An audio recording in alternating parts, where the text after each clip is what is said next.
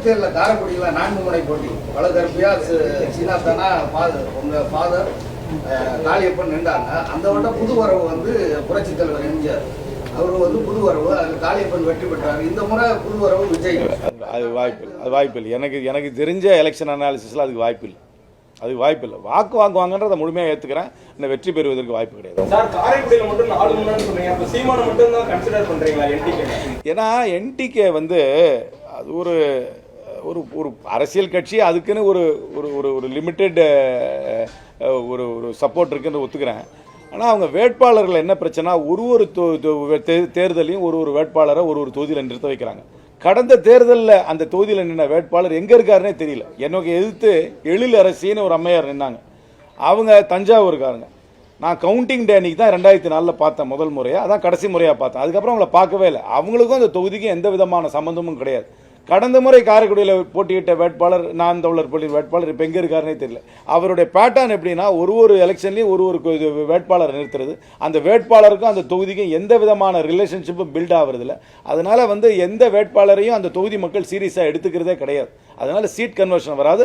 காரைக்குடியிலையும் அவங்களுக்கு வெற்றி இந்த முறை வராது. அதே போல மேலூர் தொகுதியில் வந்து காஞ்சிபுரம் எம்பிஆர் வந்து விஸ்வநாதன் இருக்கிறாங்க சார். காங்கிரஸ் கட்சியிலே எதிர்ப்பு தெரிவிச்சிருக்காங்க. அதை எப்படி? அதான் நான் சொல்கிறேன், வெளியூர் வேட்பாளரை வந்து ஒரு 100 வச்சாங்கனாக்க அங்கே உள்ளூர்காரங்க அந்த வாதத்தை வச்சாங்கன்னா அது நியாயமான வாதம் தான். அதை வைக்க வேண்டியது அவங்க பொறுப்பு. நான் எங்கள் ஊரில் வந்து வெளியூர் வேட்பாளர் வந்தாருன்னா நான் உள்ளூர் வேட்பாளரை வச்சு வாதம் பண்ணுறேன். அது வந்து அந்த மாதிரி யாருக்காவது அந்த எதிர்ப்பு இருந்தால் அதை வாதம் பண்ணுறது அவங்களுடைய பொறுப்பு. நான் அந்த வாதத்தை போய் வச்சிருக்க முடியாது. ஆனால் தொகுதின்னு வரும்பொழுது உள்ளூர் வேட்பாளரை பல பேர் விரும்புகிறார்கள் என்பதுதான் யதார்த்த உண்மை.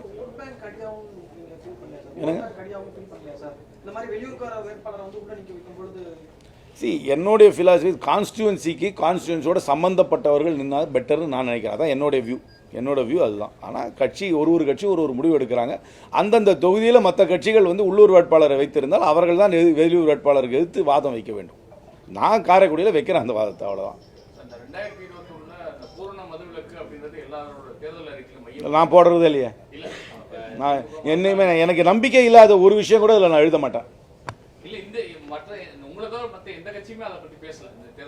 இதில் நானும் பூர்ண மதுவிலக்கு எழுதலையே. பூர்ண மதுவிலக்குன்றது நடைமுறைக்கு சாத்தியமாகாதது. ஏன்னா எந்த ஊர்லேயும் பூர்ண மதுவிலக்கு வெற்றி அடைஞ்சது கிடையாது. நீங்கள் பூர்ண மதுவிலக்குன்னு அறிவித்தோம்னா அது என்ன ஆகிடும்னாக்கா அதுக்கப்புறம் மாஃபியா வந்துடும், பிளாக் மார்க்கெட் வந்துடும், கள்ளச்சாராயம் வந்துடும். அதுதான் கூட வரும். இதை கண்ட்ரோல் பண்ணுறோம். இதை வீச்சவனா குறைக்கணுன்றதை நான் ஏற்றுக்கிறேன். பூர்ண மதுவிலக்கு எந்த நாட்டிலையும் வெற்றி பெற்றது கிடையாது. இஸ்லாமிய நாடுகளில் கூட பூர்ண மதுவிலக்கு வெற்றி பெற்றது கிடையாது. குஜராத் வந்து பூர்ண மதுவிலக்குன்னு பேரில் தான் இருக்குது. ஆனால் மேக்சிமம் அங்கே வந்து நீங்கள் வந்து உள்ள இறக்குமதி ஆகுதுன்னா போர்பந்தர், காந்தி பிறந்த ஊரில் தான் அதிகமாகவே இறக்குமதி ஆகுது அங்கே.